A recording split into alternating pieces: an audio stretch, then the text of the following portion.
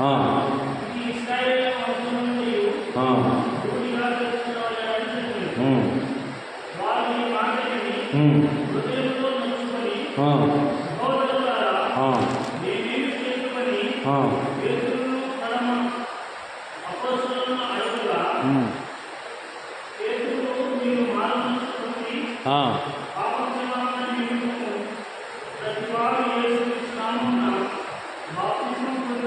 ప్రార్థించుకున్నాం. ప్రేమల తండ్రి, నీ పాదాలకు స్తోత్రం తండ్రి. నీ ప్రియ కుమారుడు యేసుక్రీస్తు నామములో ప్రార్థిస్తూ పరిశుద్ధాత్మ సహాయం అనుగ్రహించండి. కొన్ని నిమిషాలు సాయం చేయండి. క్రీస్తు పేట వేడుకుంటాం తండ్రి. ఆమె ప్రియ సంగమా, క్రీస్తు పేట వందనాలు. చదవబడిన లేఖన భాగంలో పేతురు భక్తుల ద్వారా మరి అక్కడ రాపించిన మాటలు ఏంటంటే, హృదయాలు పొడవబడ్డాయి, హృదయాలు నొచ్చుకున్నాయి. ఏమంటే వారు పరిశుద్ధాత్మ కార్యం వెలిగించాడు. ఏమని అక్కడ చూసినట్టయితే, మేము దేవుని నమ్ముకున్నాము కదా, మాకేమంటే హృదయాలు అక్కడ స్పందన కలిగింది. ఎప్పుడైతే వాళ్ళు పరిపూర్ణులుగా ఉన్నారో, మీరు మీ ఇంటి వారు చూడండి, 38 చదవండి. ఏముంది 38 వచ్చింది. పేతురు మీరు మారు మనసు పొంది, పాపక్షమాపణ ప్లస్ మారు మనసు, పాపక్షమాపణ మారు మనసు, ఈ ఫలాలు మనిషికి రావాలా. ఆత్మ ఫలాలతో పాటు పాపక్షమాపణ మారు మనసు. వీళ్ళు చాలామంది ఇశ్రాయేలు జనాంగాన్ని కూడా ఒప్పుకోరు. ఇశ్రాయేలు అక్కడ పరిపూర్ణత కొందరు పొందారు. పాపక్షమాపణ మారు మనసు, పాపక్షమాపణ ప్రతి వారిను యేసుక్రీస్తు నామములో బాప్తిసం పొందాల. అప్పుడు మీరు పరిశుద్ధాత్మ వరం పొందుదురు. ఆ దినం ఎంతమంది అంట? 3000 మంది చేంజ్ అయినారు పేతురు ప్రసంగంలో. ఈరోజు 30 ప్రసంగాలు చేశారు, కదలటం లేదు. ఏమి కారణం? ఆత్మపాలన లేక, పరిపూర్ణత లేక, మరి క్రమశిక్షణ లేక మన జీవితాలు దేవునికి మహిమార్థంగా ఉన్నామా? పేతురు ప్రసంగంలో 3000 మంది చేంజ్ అయినారంటే పరిశుద్ధాత్మ కార్యం వెలిగించాడు. దేవునికి మహిమ కలుగును గాక.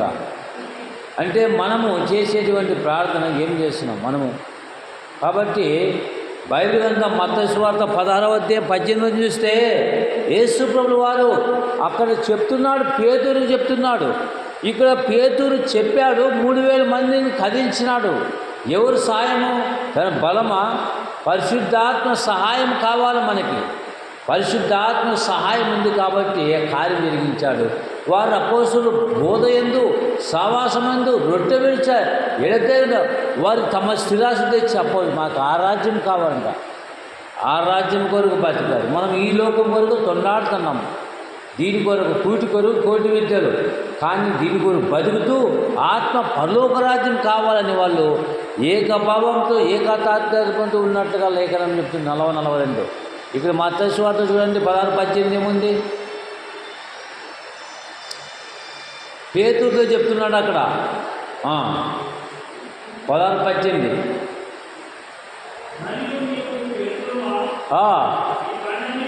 ఈ బండ మీద నా సంఘం కడుతును, పాతాళలోక ద్వారములు నిలవనేవి. ఆ సంఘమే నిలబడుతుందా?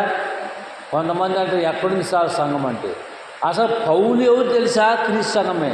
యేసు ప్రభువే చెప్పాడు పేతురుతో, ఈ బండ మీద నా సంఘం కడతానంటే బండ అనేది ఎవరు? క్రీస్తు. ఆ మాట ఆడిందని కొంతమంది అపార్థం చేసుకుంటారు. ఓకే, అపార్థం మనం ఏం చేయలేము.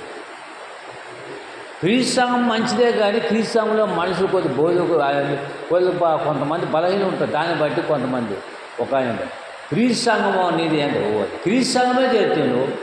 మరి ఎస్పీజీ ఉంది, ఎంపీ ఎందుకు ఉంటాయి? క్రీస్తు సంఘం అంటే చీప్ అయిపోయింది. ఎందుకు అంటే కొంతమంది బలహీన 2:24 చూస్తే రోమల మిమ్మల్ని బట్టి కొన్ని దేవుని నామని బట్టి. ఎందుకంటే దాంట్లో వంకర టింగరుగా మాయమంత్రాలు, ఒక భావజాలాలు, ఒక వాక్యానికి వ్యతిరేకంగా ఏదో రకరకాలుగా ఆలోచన వల్ల, రాజకీయం వల్ల క్రీస్తు సంఘాన్ని కొంతమంది రాంగ్ రూట్లో కల్మషము మరి పట్టించినారు కొందరు. పైసే అంటే రాక డాలర్స్ పవర్కి పనిచేస్తారు, కానీ పక్క క్రీస్తు ఇచ్చిన దాంట్లో తెలివి చేసేవాళ్ళు చాలా తక్కువ. కొంతమంది బలహీనతలను బట్టి క్రీస్తు సంఘాన్ని మంచిదే, కానీ మనుషులు కరెక్ట్ కాదు, క్రీస్తు సంఘము కరెక్టు. సంఘానికి శిరస్సు క్రీస్తు. కాబట్టి ఒరిజినల్ మనము క్రీస్తు సంఘాన్ని మనం ప్రకటించాలా, క్రీస్తు రాజ్యాన్ని మనం గణపరచాలా, క్రీస్తు యొక్క మాటలనే సాటించాలంటారు. పేతురు ప్రసంగములు 3000 మంది చేంజ్ అయినారు కదా, ప్రైజ్ లార్డ్. కాబట్టి పిల్లరా, నీవు నేను మనం ఎవరు తెలుసా? క్రీస్తు సంఘము, క్రీస్తు రాజ్యాన్ని కట్టేవారు. పేతురు ప్రసంగములు ఒక్కసారి బోధ చేసి ఎంతమంది అంట? 3000 మంది. ఏం చేశారంట? తమ శిరాలను తెచ్చి అపోస్తుల పాదాలను పెట్టారు. ఎటువంటి మనుషుల వాళ్ళు ఏకభావంతో ఏక తాత్పర్యంతో ఉన్నారు. ఎంత గొప్ప త్యాగం చూడండి కదా. కాబట్టి పిల్లరా, అక్కడ పేతురు ప్రసంగములు 3000 మంది సంఘములో చేర్చబడారు. సంఘములో నుంచే సువార్తకు వెళ్ళాలా. ఇప్పుడు గోనెగండ్ల క్రీస్తు సంఘం ఉంది మాకు, వారు సంఘమే కదులుతుంది సువార్తకి. ఒక లారీ తీసుకుపోతారు నెలకు ఒకసారి. అట్లా సంఘము ద్వారా సేవ చేస్తే మంచిది. ఐక్యత, ప్రార్థన, పట్టుదల, దేవుడు కార్యం చేపిస్తాడు. ఇక్కడ పేతురు ప్రసంగం, పేతురు చెప్పాడు, పేతురు ఈ బండ మీద నా సంఘం కడతాను. పేరు పాతాల లోక ద్వారం నిలవని ఆయన చెప్తే, చూడు మా బలమేమో నిలబడతా, చూడు పెట్టుకో. ఒకడు అపోల్లవాడు, కేఫవాడు, ఇంకా కైఫవాడికి చెప్పు. మీరే కుదిరాడితే పౌలు ఎవరయ్యా? పౌలు సంఘం పెట్టుకున్నారని పౌలు నిలదీస్తే కూడా అట్టి వ్యతిరేకంగా మాట్లాడు. మనం ఏం చేస్తున్నాము? పౌలు రక్తం కాల్చాను అంటారు. కానీ ఇవల్ల ఆ రోజు 3 శాఖలైన క్రీస్తు సంఘంలో 3000 శాఖలు అయిపోయినాయి. ఫోటో మనం ఏం చేయలేము. కాబట్టి క్రీస్తు సంఘము వాస్తవమైందని బైబిల్ చెప్తుంది. చూడండి, అయితే ఎఫెసీ రాసిన పత్రిక 5వ అధ్యాయము 32వ వచనం కూడా చెప్తున్నాడు పౌలు. చూడండి, ఎఫెసీ రాసిన పత్రిక 5:32. క్రీస్తు సంఘం అంటే చాలా విలువైంది. సంఘం అంటే సంఘానికి శిరస్సు ఎవరు? క్రీస్తు.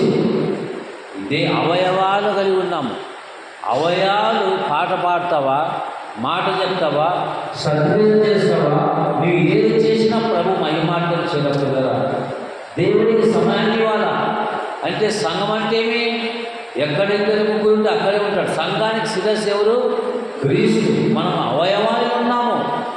దేహంలో చేతులు, కాళ్ళు అన్నీ పని చేస్తాం.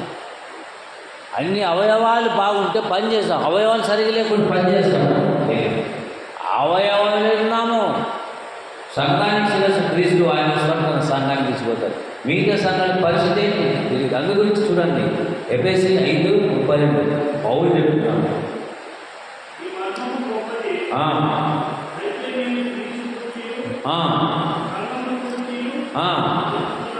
ఏమంట?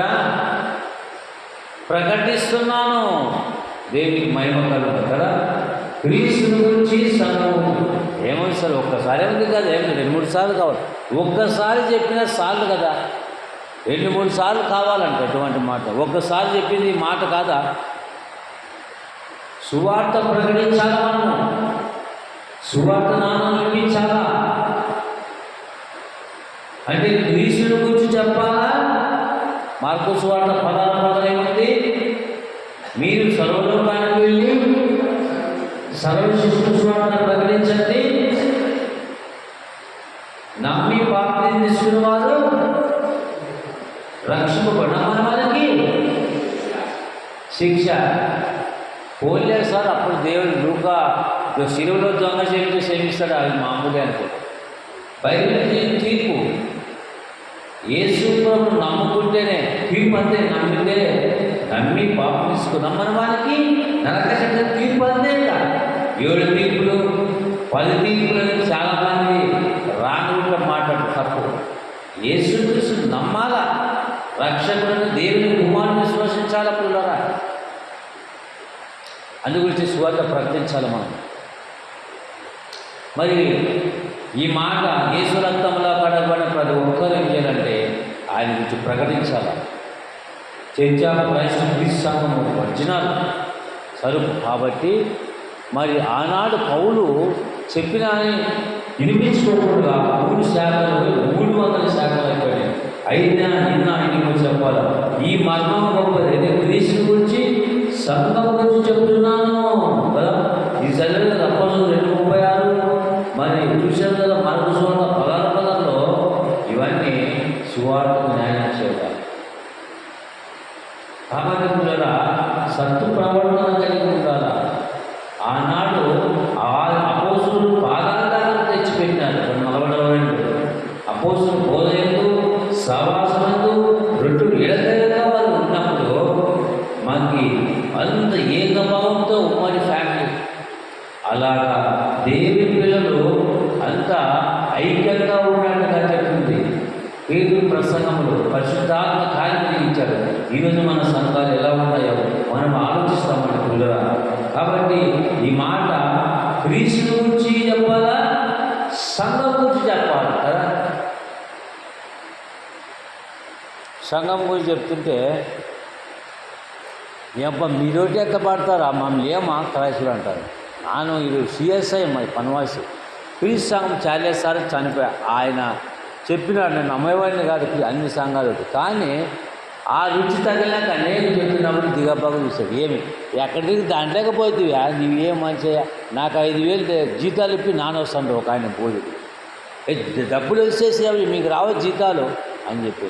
క్రీస్తు సంఘము నిజమైన సంఘము, వాస్తవమైన సంఘము. ఎవరు చెప్పినారు ఈ మాట? ఎవరు చెప్పారు? యేసు ప్రభువు వారు చెప్పారు. ఇక్కడ పౌలు చెప్పాడు. మరి ఇది సాగరా? యేసు ప్రభు చెప్పినాడు, మరి పేతురు చెప్తున్నాడు, ఇంకా పౌలు. ఈ ముగ్గురు పరిశుద్ధాత్మ సహాయం. యేసు ప్రభులో ఏముందో పరిశుద్ధాత్మ సహాయం వల్ల పేతురులో చెప్పాడు, పౌలులో చెప్పాడు, మాట్లాడించాడు. ఈయన్ని చెప్పినా కూడా గ్రహించగా మనం ఏం చేశాను? 2 కొరింథీయులు యుగ సంబంధించిన గుడ్డిదనం చేసి పెట్టింది కదా. గుడ్డిదనం అంటే ఏంటి? ఈ కండ్లు కాదు, ఏ కండి మనోనేత్రమైన గుడ్డిదనం చేసింది. మనం సత్యం కలిగిన వాళ్ళు సత్క్రియల్లో కూడా సాధించాలి పిల్లరా. కరపత్రులు కొట్టే పంచే విషయంలో నీ సత్క్రియలతో, మాట ద్వారా, పాట ద్వారా, క్రియల ద్వారా. 1 యోహాను 3:18 చూస్తే చిన్నపిల్లలారా ఏముంది? 3:18 వచ్చినప్పుడు 1 యోహాను రాసిన పత్రిక క్రీస్తు సంఘములో ఉన్న వారు ఈ పని చేస్తారంట. 1 యోహాను రాసిన పత్రిక 3:18 వచ్చి తీయండి. కాబట్టి ఇక్కడ క్రీస్తు గురించి చెప్పాలా, సంఘము గురించి చెప్పుచున్నానంటాడు పౌలు. పౌలే చెప్తున్నప్పుడు నువ్వెందుకు మనం చెప్పకూడదు? చెప్పాలా కదా. సంఘం గురించి చెప్పాలా. అసలు చాలామంది కొంతమంది ఏమనుకుంటారో వాళ్ళు చెప్పలేదు. వారు ఏమనుకున్నా పర్లేదు చెప్పాలి మనం కదా. చూడండి 1 యోహాను రాసిన పత్రిక 3:18 ఏముందో. 1 యోహాను రాసిన పత్రిక 3:18 వచ్చిన మాటతోనూ నాలుగుతోనూ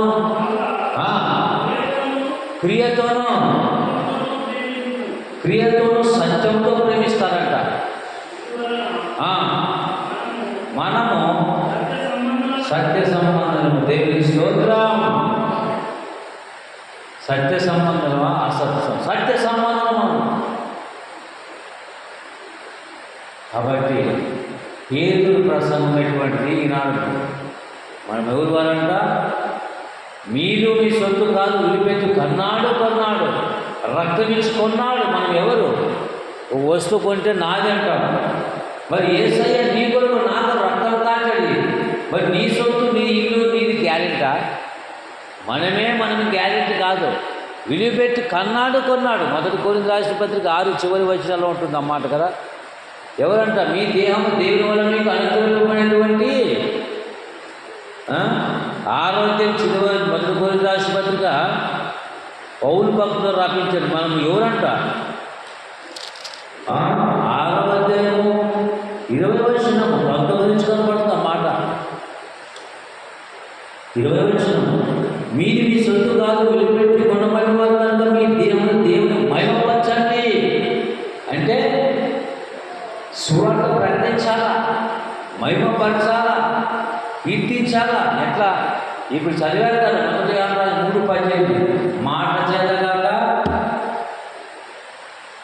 మాట చేత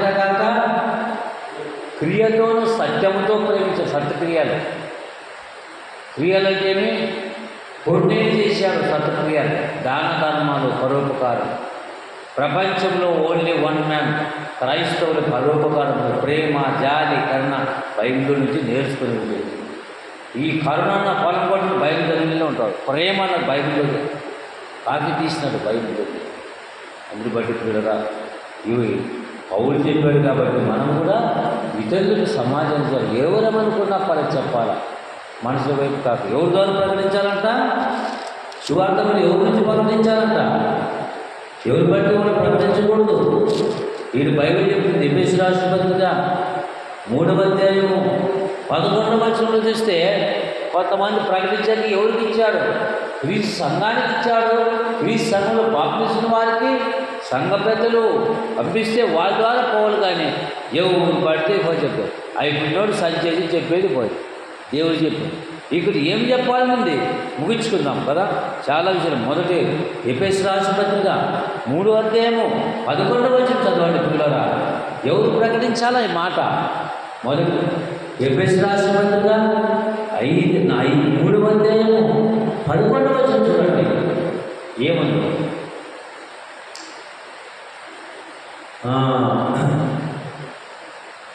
యేసునందు చేసిన నిత్యసం చదవండి.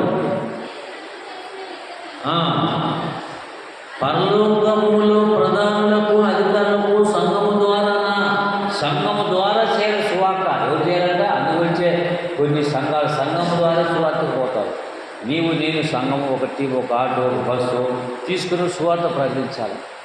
సంఘము ద్వారా నానాలు పనిచేయాలి. బైబిల్ చెప్పింది, నేను చెప్పాను. సంఘము ద్వారా ఏం చేయాలంట?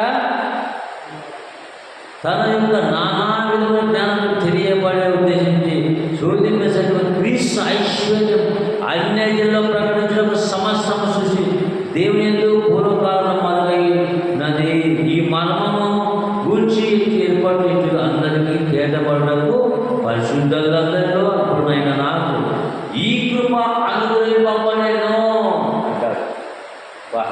ఎంత మంచి మాట పంపించారు పరిశుద్ధాత్మ సంఘం ద్వారా కదా. ఈరోజు ఎవరు పడితే వాళ్ళు చేస్తారు. ప్రార్థన చేసుకోరు. సంఘము నాకు శిరస్సు క్రీస్తు. రోమా పదాలు ఏముంది? సంఘము. క్రీస్తు సంఘములేనియో, క్రీస్తు సంఘములేని అంట వాగ్దానములు కదా.